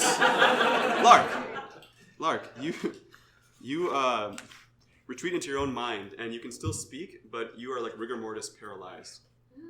So you have to be carried around if you need to be moved anywhere. Great. I got you. Your eyes are still open, you can still see and look around, but you're just in such shock physically from being in a new body all of a sudden. That's where you're at. I hope mine is I regained 4 hit points. Ilka, No. Oh no. You will do whatever anyone tells you to do that is not obviously self-destructive. For how long? For a short time, not permanently. Okay. Luckily, none of us can talk to you at the moment. So far. He's gonna be like, punch yourself. And Scoot, you experience an overpowering urge to eat something slimy. You don't know why. Like it triggered some sort of like childhood memory in your head. Yeah, and that just you need that's to like yeah. shovel slime in your mouth. I'm a sailor, man. I'm used to that. Yeah, it's like the dock thing. I look around for something slimy to put in my mouth. And that lasts for about 10 minutes, except for you, Zay, it lasts for about 5 minutes because you're a little bit more lucid. So. What's The mouth is still there. The mouth is still there. It's kind of great. chuckling under its breath. Is the mouth in the way of the blue door? It is. It's like floating 3 feet in front of it, suspended in air, this image of a mouth. And it says, all right, we'll try an easier one for you. Oh, no. Try this one out. Lark is just like rigid. You're still stuck by your feet to the ground, so you're like a plank. Oh, I'm upwards. upright? Yeah. So am I laying on the ground and entirely stuck to the ground? Yeah, you're like sideways, kind of looking up the staircase at this mouth. Just wanted to know. Yeah. Slimy urges. Just slimy urges in my Yeah, mouth. like the floor is a little bit moldy, and you're like trying to kind of lick at it. Yeah. Yeah. But you can't reach it. Not the worst carpet I've licked. And the mouth says, Welcome to the podcast, friends. how's this? I breathe, I live, I eat, I live, I drink, I die.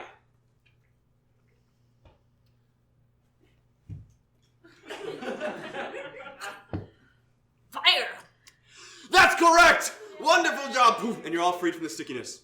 And the mouth is like, perhaps I'll speak to you later. And it twists and disappears, and the door is there.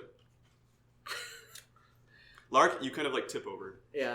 I liked her. I get up and ask. I get up and ask if anybody's got any slime for me. Anybody got any left? Let me check my pouches. Thank you. Can you talk now? Has it been 5 minutes? Not yet. I think to myself, I will check my pouches. You're saying those things among many other things, and you're, yeah. Nope, not that. All right. You know what? I'll find something. I'll pick something up on the way. Go through a drive-through. It's guaranteed to be slimy. Help! It is, yeah. Get some pink slime. Lark! So I rush immediately to Lark's side and try to help him. I don't know how. And he's kind of trembling. Like, he doesn't seem like there's anything wrong with him. He's just kind of holding himself very stiff. I check Lark for slime. And if I don't... Yeah. Like in his pockets, or what? Well, yes. Obviously. Do you have any slime? I don't. All right, well... I did check. I start to walk up towards the door, and I realize he's just laying there, and... Yeah, I'll just... up over the shoulder. Like a board? Like I'm totally Yeah! Just like a 2x4. Yeah. A 2x4 of person. Yeah. Yeah. Thanks. And the door at the top of the stairs. I say, you owe me slime. You smell a whiff of, like, daisies, like something floral coming from the next room. From the blue room? From behind the From blue door? behind the blue door, yeah. Okay. I put away the things I've been pulling out from my pouches. All right, so pissed off that I punched myself in the nuts and I got to carry my friend. Yes. I'm just going to the door and going through. Okay, and inside you see what looks like a rectangular room with another door on the far side. In the middle of it is a crossbow. However, the crossbow... One second. Smells of daisies? It does. And cherry NyQuil. The crossbow is on a pedestal, and it appears to be very old and kind of dilapidated. The string on the bow has since snapped, and there's a single silver bolt mounted to it. It's pointed right at you. But the string is snapped. The string is snapped, correct. You know what? And you're all kind of standing in the portal. I can't see this. I'm facing backwards over Scoot's shoulder. Everybody except Lark is kind of peeking in. I turn around and it's just like... Lark, you get a good view of this too. Oh, it's a crossbow. Hey, Lark, you see that? Your minor madness makes your voice like ratchet up. Okay, and well, octaves. Okay. What do you do? By the way, next time, fewer things that impede people's voices when we're recording a podcast. Hey, this is a character choice. That's fair. All right, so silver crossbow, old, broken string, Yep. silver bolt. bolts. And there's a green door on the far side of the room. It's a sort of rectangular room, like 20 by 40 with a crossbow in the middle. Okay. I figured out the first room, so this is on you guys. I step into this room. Nothing happens. I keep walking. Yeah, you walk in. Zaya's in the middle of the room, near the crossbow. I Or, go. hey, Ilka, sorry. Ilka. I go in, I look at it, and then I turn around, and so Lark can look at it. You know, I'm just hanging him over my shoulder. Sure. When you said I was in the middle of the room, I was like, that sounds right. So I also approached the crossbow. There's nothing So you're all else. kind of just hanging out around this crossbow. There's nothing else in the room. There's a door, like a pair of doors, and a crossbow. Yeah, and the path is less well worn at this point. Like it seems like the rug that was leading up the staircase ends, and this room is sort of pristine and dusty and untouched. And as you're all standing on this crossbow, you suddenly there's like this flash of lightning, and some of these blue streaks of lightning from outside the blue alley start to course around the outsides of the room, and some of them kind of open up and like sort of like long windows into other places, and you're surprised to see through these windows different vistas that look really strange and not like they'd be in the next room over, like it's some sort of a magical window to something else. In one of them, you see what looks like a bunch of bugbears in this long sort of dungeon-like hallway, and they're getting they're kind of like very carefully crawling around and one of them steps, and all of a sudden an invisible bear trap closes on his hand, on his foot. And he howls out in pain, and then a door opens nearby, and like 7 skeletons march out of the door and start wailing on the bugbear, and his buddies come to defend him, and a couple of them get caught in bear traps too, and it's this horrible trap-like situation. And you see that happening for a second before it closes, and then on the far side of the room that you're in, you see another sort of magic window open up, and you see Zardoz Zord sitting in an alley with what looks like 3 children. They seem kind of like they're wearing raggedy clothing. It's a tiefling and a half-orc and a human. He's giving each of them a cloth and some looks like some sort of medicine or something, and he seems very concerned for them, and they seem very grateful that he's there. And then that window closes behind you, and now it's just the 4 of you in this room again. And these magical currents are still swirling around and kind of arcing towards that door in the back of the room. The silver crossbow bolt glints beautifully. It's pristine, unlike everything else in this room. So we all seem to be experiencing our own challenges. What about a silver crossbow would be appropriate to our group? Are you implying the challenge was for me to punch myself in the nuts? And as this We happens, could try that again. Your insanity fades. Like you're kind of back to yourself now. Lark, you're starting to loosen up. Yeah, you start to turn to a wet noodle on me. Yeah. Scoot, you're less hungry for slime, but still a little bit. Yeah. Is there any in here? I checked the silver bolt to see if that's slimy at all. What do you do with it? Like you just kind of look at it really closely, or you like turn it over? I give it a little rub and then maybe a smell. All right. So you touch the thing. Yeah, I'm definitely As touching you this touch thing. the thing, Yep, I definitely touch it. Yeah. it shifts slightly from where it's sitting on this crossbow. That's what things do. Just enough for a little to happen where the head of the crossbow bolt was resting on the crossbow. There's a small pressure switch that you see right there, and it lifts up. And as that happens, I knew that was there. everybody make Constitution saves. God damn it! Nat 20! Wow. I hide behind Lark. You got a 10. 10? Zay has 10. 8. 8? 13. 13. Advantages. So, Don't say it. Lark and Ilka immediately flatten yourselves. Like you just instinctively are like, oh shit, there's a trap coming. Yeah. However, Zay and Scoot, Yeah, you're both kind of mesmerized by your experiences that you just had. sure am. Thinking about slime. From every wall of this room, these small openings appear, like little tubes, and poisonous gas fills the room. This faintly green gas. It's kind of acidic in nature. It burns your lungs as you breathe it in. God, it I wish kind I of was- collects towards the ceiling. And you each take 4 acid damage, and you're poisoned for 1 minute. Are you sure it doesn't, right above my head? No, you're like, when you see it, and you get like a nice breath. Is it at least like a pretty iridescent It is. poison? It certainly Okay, is. I enjoy it then. It's just, yeah, it's the good stuff, you know. It's going down. I test the poison gas to see if it's slimy. It's not, but the tubes on the walls. seem I'm a just little like slimy. shoving it in my. Really? So No, that! So why not though? So you go up to the tubes. I figure out after the The gas first. finishes, and there's kind of calcified, slimy poison around these tubes. On the Sure edge of the is. wall. You just kind of go up to it and give it a lick. I just take a hit off the poison Your bomb. tongue blisters. It doesn't do any damage, but it really hurts. Yeah. But you enjoy it. So is his madness then satisfied? Yeah, and your madness kind of abates, but you still feel this sort of fondness. You know, you had this experience now, and it wasn't the worst. You're writing my Tinder profile for me. Zinder. Zinder, that's right. Waterdeep Tinder. Zinder, that's right. All right. Yeah. Get it on your sending stone. Okay. So, I'm gonna look up poison. You keep talking. and the gas is still kind of floating in the upper half of the room right now. It's not great. You can all duck down at this point. Kind Yeah, of I stay out pull of it. down whoever's nearest to me, Zay or Scoot, whoever. Thank you, Lark. Absolutely. The green door's over here. I think we should head that direction. You mean we didn't need to touch the crossbow? No. Oh. Stay low. All right. I get low. Stay low, hold your breath, and then we'll run up the stairs and go through the door. Okay. Yeah, let's do that instead. Boom, boom, boom, boom, boom. And you open the door, it's unlocked. And before you is a hallway that seems like it's about 10 feet wide, with looks like a dining room in the distance, like 50 feet away. But as you step in, this hallway kind of gets longer, and it starts to kind of warp and twist. But there's still a clear path, so you can still proceed forward. It's just not really clear which way gravity is going. The carpet kind of twists to one side and then back the other way. And it seems like space isn't quite consistent here. And what's in this room? A table and chairs? Like a banquet hall at some distance. I take out my rope and offer it to Lark and Ilka to keep us all together. Not to scoot them. He doesn't like my plans generally.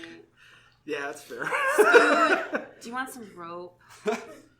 Yeah, I check it to see if it's slimy, and I wind the rope around my wrist. I'm sticking with the slimy thing for a bit. It seemed like a really good idea. It's gotten me so far in life. I wrap the rope around my wrist. Okay, and you proceed forward with this Yeah. rope? And gravity seems to adjust in this hallway. Like at one point you're walking upside down, and then the hallway kind of curves and spaghettis around, and eventually after about 5 minutes you see other doorways open up, and this physics seems totally non-Euclidean in this place. And all of a sudden you're in this dining room, and there's this massive statue rising from a central dining table. The statue seems to be some sort of an old wizard, and its eyes are very clearly watching you. On this dining room table are all kinds of food. There's a chandelier hanging from the ceiling. There's delicious looking food. There's a teapot. There's a grandfather clock leaning against the wall. I was wondering. Is this a tale as old as time? But on the table, at the far end of the table, is this huge, classic-looking treasure chest, and it seems like really conspicuous compared to how like ornate and beautiful everything else is in this room. I do not go near the treasure chest. But as of now, we do not see any doors. You do see a door on the far side of the room. A massive, I say massive a lot, a massive golden door. It's painted gold. Kind of matches the finery of this room. And at the base of this statue, you see an inscription, but it's kind of hard to make out from the entrance of the room. The statue is just staring at you. I want to look at the inscription. I want to go to the statue and look at the You inscription. walk in, and you see it says, "Utter madness, pure rubbish." In like caps lock. Caps lock. Exclamation This point, is on the exclamation base of point, the one, statue? exclamation point. Yes. Okay. And as it's staring at you, its eyes kind of flicker around, and all of a sudden, you hear this sound from around you. Roll perception, everyone.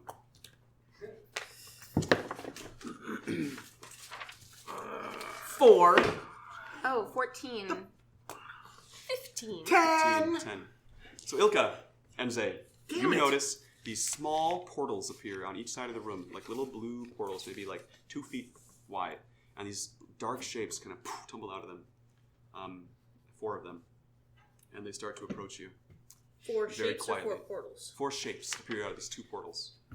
In this dining room. They're kind of in the shadows, still it's hard to see. There's some high torches kind of lighting this room, but these 4 shapes are kind of creeping towards you. Everybody, this inscription's super weird. Utter madness, pure rubbish.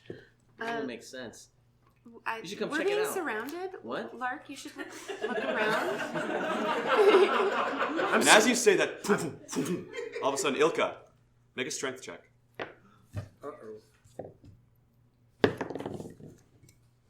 A lot of 7s on this side of the table.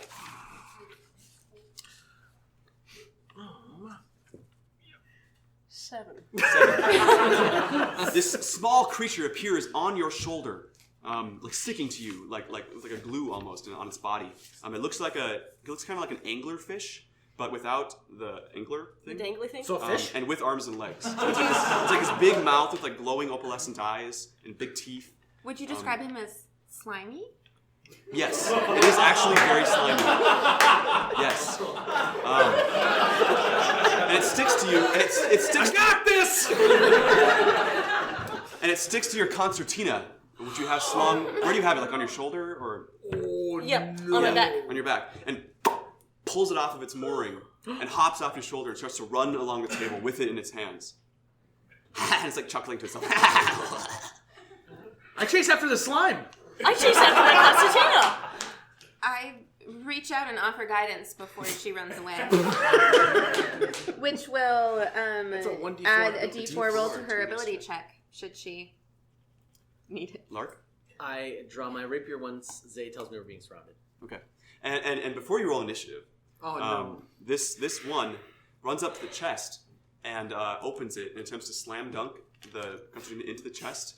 But as it does so, the chest grows teeth and locks down on the thing's arm and bites its arm off, and the thing rolls down onto the ground, and the concertina spills onto the floor on the far side of the room. And the chest kind of licks its lips and like gulps down the thing's arm and rests again. And the other three portal to where the concertina is and grab it, the three of them, and start running towards the door on the far side of the room. Roll for initiative.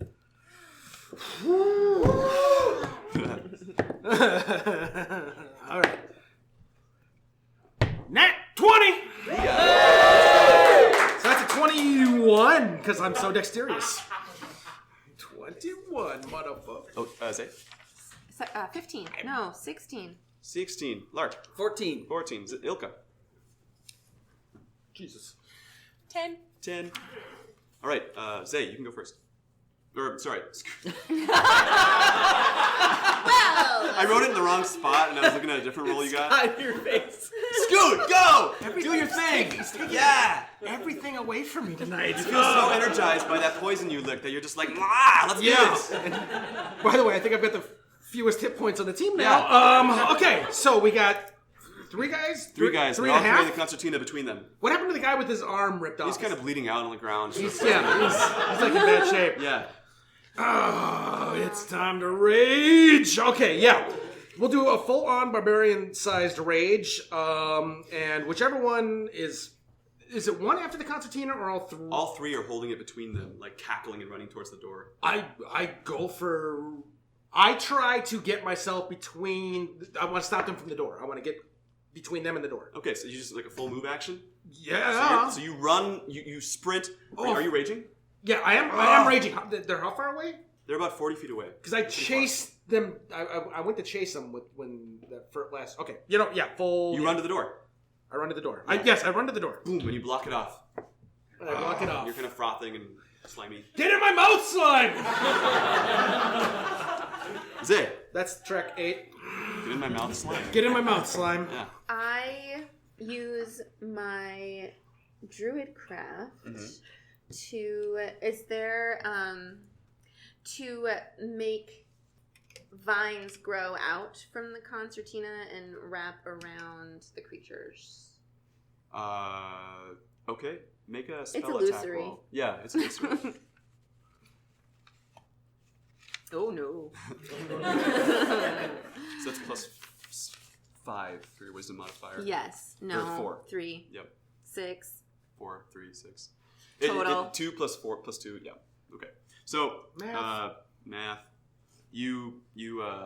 These vines kind of sprout out from the thing. They lap against these three creatures, but their skin is so slick that even the illusion is kind of just like doesn't do anything. And they know, and they kind of cackle, and they just keep going towards the door. I tried. Oh god. Do you want to move or do anything else, or is that it? I will begin to follow Scoot. Okay, Lark. They're about 40 feet away. Yep. I'm gonna try to see if the statue turns or anything. Like, I'm still at the statue. Can I like spin it or manipulate it in any way? It's very, very heavy and it's made of stone, but the head turns like on an axis almost to follow you as you start to move past it. It's watching you. It's got this big bushy beard. I want to try to turn the head independently. Can I sort of scramble up and see if the head moves? Can I turn it in a way that isn't looking at me? Make a strength check. 6. You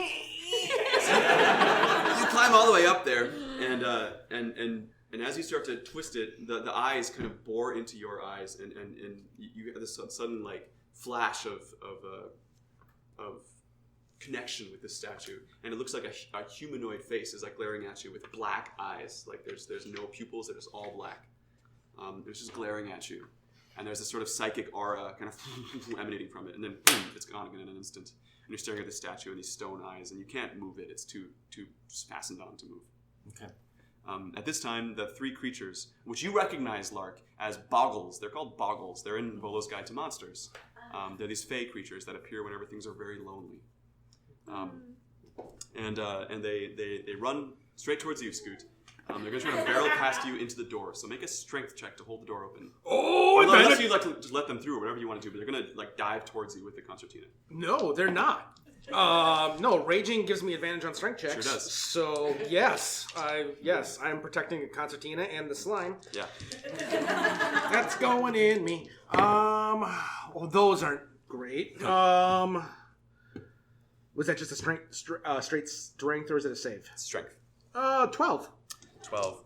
So they barrel into you, and the first one hits you, and you're like, ah! Yep. The second one hits you, and you're like, ah! Yep. The third one hits you, and the combined force of these three like things leaping towards you in like a tumbling roll pummels you into the door, and you actually, like the door opens behind you, and you fall backwards into this chamber that's immediately through the door that's completely covered in mirrors. Every surface is reflective. And it's very disorienting as you see in it. In the center of the room is this small pedestal with a small crystal unicorn kind of rearing up, frozen, about a foot tall. And it's reflected on every surface in this room, so you see it very clearly because it's like every direction. Yeah. And so are you. And you all kind of get a glimpse of this as these three things roll into it. So this is through the golden door? Yes, correct. Ilka. I am darting in after Scoot. Okay. Into that room with the mirrors? Into that room, rapier drawn. Okay. And as you run in, you see an inscription on the wall that says, like on the mirror, it's kind of like carved in with like flowers and moss, kind of like what you did in the sewers with the Xanathar symbols. Mm-hmm. And what it says is, it doesn't sing. It sings a jingle. It says, everything you see is mine. And then that message fades. But you all get a glimpse of it. It's very bright. It's reflected everywhere in there. Next is Scoot. Oh, okay. You're kind of on your back now in this room. This room is sort of like egg-shaped. Like all the surfaces are very smooth with this mirror-like substance. Okay. Sorry, I don't get there in my time. You get I'm in just there, running. but that's your full action is to move in. So. Okay. Okay, so kind of a sit rep. Do you want to do anything else, Ilka, just before? No, my intention was to run and stab these things, but they're now out of they're range, too far so away, they're- so you can move up to them. Yep, but then, running towards them. So sit rep is there's these three things kind of like rolling into this room. It's very ovoid. They're moving away from you, Scoot and Ilka. Yep. Lark is up on the statue. Zay is kind of in between, trying to work magic to distract these things. And you saw this message appear over the unicorn that said, everything you see is mine. Yes. Okay. What do you do? None of that triggers anything in me. It's not slimy, so... No, it's not slimy at all. I just want what the slimy things want, because then it'll bring more slime into my life. Priorities. Specifically into my mouth. And so I'm going to just try to grab the concertina. Oh, okay. I would like to, yes. Make a strength check. Okay. We'll do technical question. Was I technically attacked, or am I still raging? You are still raging. Okay. Yeah. Yep. All right, so this would be They all barreled into you. another strength check. That's going to be decent. That's not. So that will be a 17 to grab the concertina. You succeed. So you wrench it out of these things' hands and you're holding it above your head. Right near my mouth. They're all like...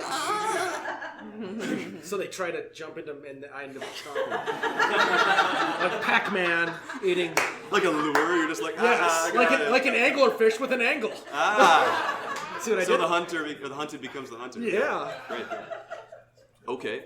It's not their turn yet. But Zay, Not what would you like to do? not at all worried that this is a treasured item of Ilka's. I Yes. ask Lark if he's seen these creatures before. Are they in Volo's Guide for Monsters? Yeah, they're boggles. Thank you, plot device. Yeah, they're fey creatures that appear when something is lonely.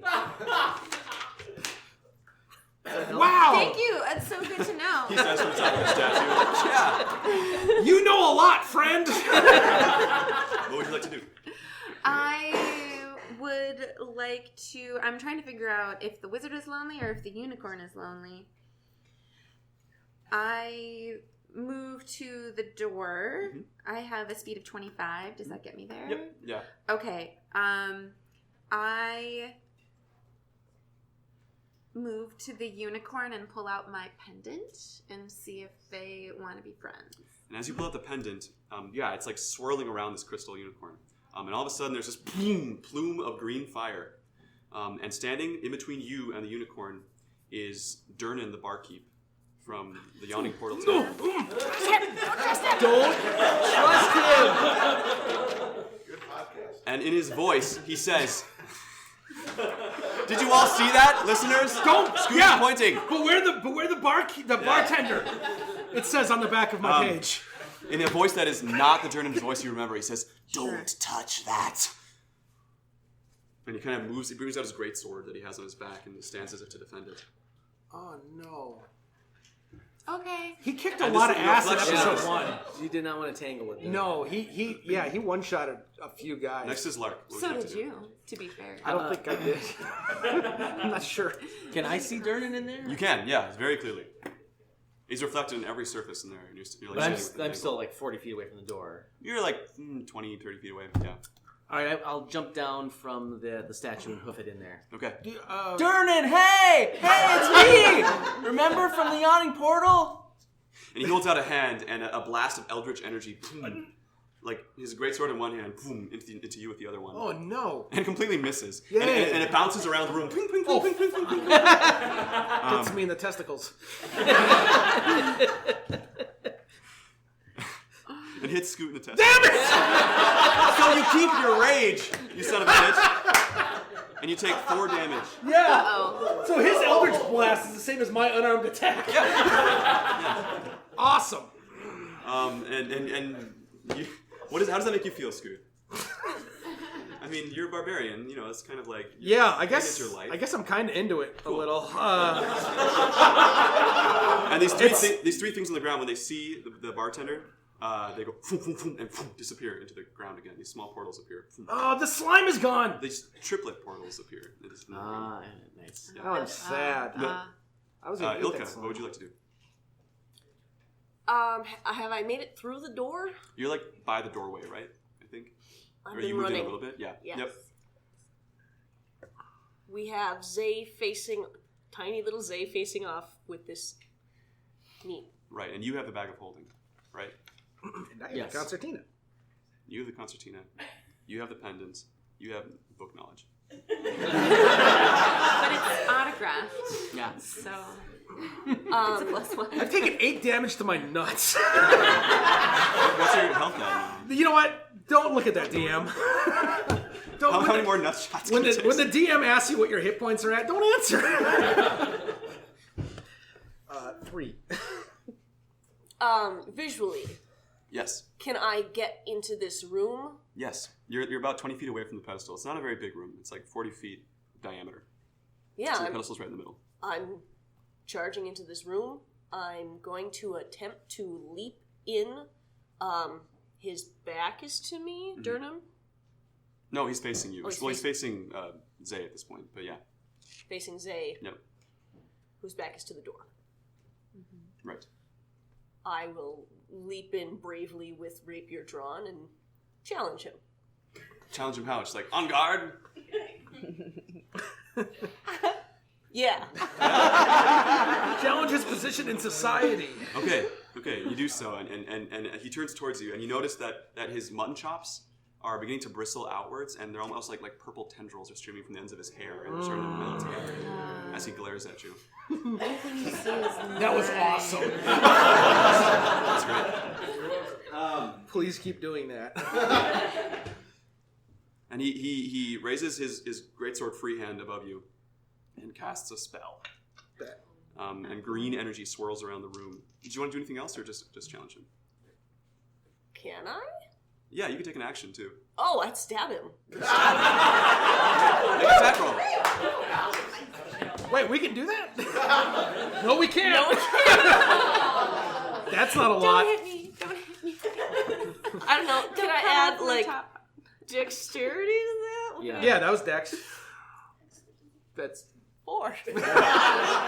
So you stab right into his heart, but he kind of like apparates like 4 feet to the right, and you stab into midair right where the unicorn is, and you hit the unicorn. But it's unmoving. It's made of this hard crystal, and your sword actually kind of deflects and gets chipped a little bit as it hits it. And the unicorn is undisturbed. you effed up your sword on the. And the crystal guy is unicorn. standing, the Durnan is standing about 4 feet away from the unicorn now. There's kind of this path between Zay and the unicorn. And he holds up his hand and casts a spell and make wisdom saves, the 4 of you. Oh, God. Oh, my nuts hurt. 14. Oh, thank you. I got 18. 19. Zay, you immediately fall asleep. I had such good plans. Say, what were your Lark, plans before you you went to almost sleep? fall asleep, but managed to catch yourself at the last second. You two are totally fine. You glare this thing down, and then he takes his greatsword and brings it down on you, Zay, as you fall asleep. Oh, no. That's bad. And hits you. And you take 13 damage. Oh, no. Zay's sleeping hard. You guys hear kind of a crunching sound as Zay crumbles to the ground. Do you guys bleed that much when you That's the sleep? good berries. Her last act is to hold up a palm full of good berries. Scoot, you're up.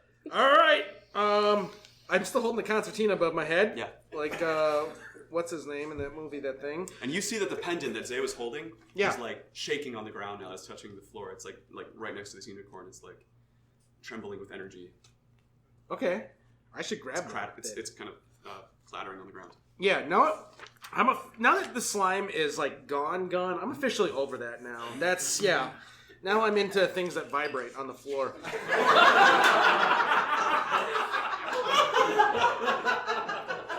Of course. Yeah. Why wouldn't you be? Yeah, that's it, the next That's logical normal, step. It's a 12-step program. Slime to vibrating things on the floor. Yeah. How far away is all that? It's like 10 feet away from you. Excellent. Yeah. I'm gonna go over there and grab that thing off the floor. Mm-hmm. Does it do it? Concertina, pendant. Yeah. All of it. Yeah. Oh wait. No. I have an idea. Who's got the bag of holding? How far away is right next to you. Oh, Yeah, all right. Just challenging the thing with your sword out. Okay. Is the bag of holding like on her hip? Yeah, we're Partially open within 20 feet. Yes, I mean you're right next to each other. All right. Yes. So I'm gonna grab the. I'm gonna grab the unicorn and just shove it in the bag of holding. You do. Yep. Yeah. So the unicorn doesn't move, but you take the bag of holding from Ilka's side, and cinch it shut. And as you do so, like the unicorn, like the mass of it disappears from the pedestal. And the barkeep whirls towards you and is like, "Don't touch that!" And all of a sudden, all the glass in this mirrored room shatters and starts swirling around you all in this sort of maelstrom of mirrored glass. And you see thousands of reflections of yourselves, like snowflake-sized, all around you. Aww. And the pendant starts like swirling around in your hand. And the 4 of you are suddenly like kind of bound together by this whirling magical energy, like you're all like back to back touching each other as this thing that was during the barkeep becomes this purple-skinned creature completely with a black flowing robe and a huge collar, and it's like no, and it kind of gets like swept away by this swirling glass energy, and you can't see it anymore, and you feel this like rushing noise as you move through this dark space, and all of a sudden you land with a thunk. Sorry, listeners on the podcast. You land in a bed. The 4 of you are in these 2 beds that are all kind of pushed next to each other. You recognize it as Lark and Scoot's place. Who am I cuddling with? You are actually being held by Floon Blagmar, your friend, who is like, "Oh my god, they're awake. Renair, they're awake!" And you see the 4 of you as you wake up, that these 2 beautiful red-haired men kind of standing over you, very similar looking. They're like, "Oh my god, you've been out for hours. Are you all right? Oh my god. Look, Check Zay. Is Zay waking up? Zay is waking up. Yeah. You're You're alive. kind of coughing up blood, Zay. You're like some sort of psychic thing happened, but I love your posters, Lark. And as you say that, you notice that in Scoot's hand, the one that's not being cradled by Floon, is this small bag. And the bag is resting on the bed, and as the bag opens up, this small 1-foot-tall unicorn just kind of crawls out of the bag. Dibs! And looks at you, Zay. Oh, fuck! Kind of like bows its head. And that's where we're going to end it tonight. So I'd like to say thank you to John Brophy for being amazing and a technical wizard in every way. Kelly Florence for the advice and help constantly. Renegade Theater Company and Mary Fox for being so supportive and encouraging us to do this and giving us this space for free tonight. Thank you. The Zeitgeist, everything they do. Thank you for letting us use all of this and supporting us the whole way through. Aurora Webster for the artwork and the amazing quick work. Yes! It's beautiful. Holy crap, I love it. I made these character tokens, but we didn't even use them. All of you, thank you for coming. Unbelievable! You're an amazing audience. Thanks for watching us nerding out with us.